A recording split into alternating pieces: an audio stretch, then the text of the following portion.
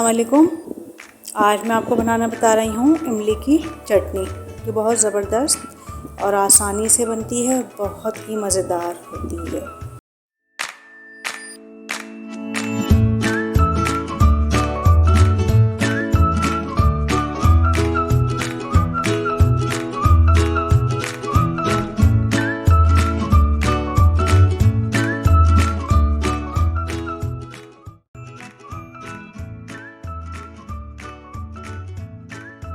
इसके लिए हमें चाहिए आधा पाव इमली।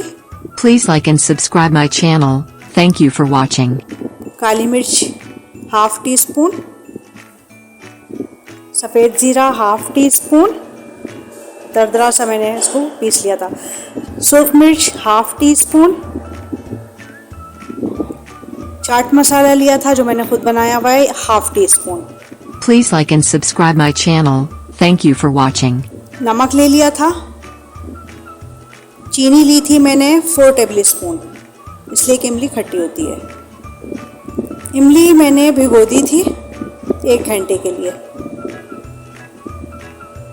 ये इमली हमारी भीग चुकी है। अब मैं इसका पल्प लूँगी।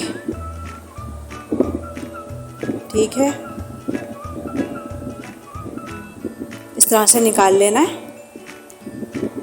इसमें तमाम जो गुठलियाँ वगैरह होती हैं हमें सब निकालनी है।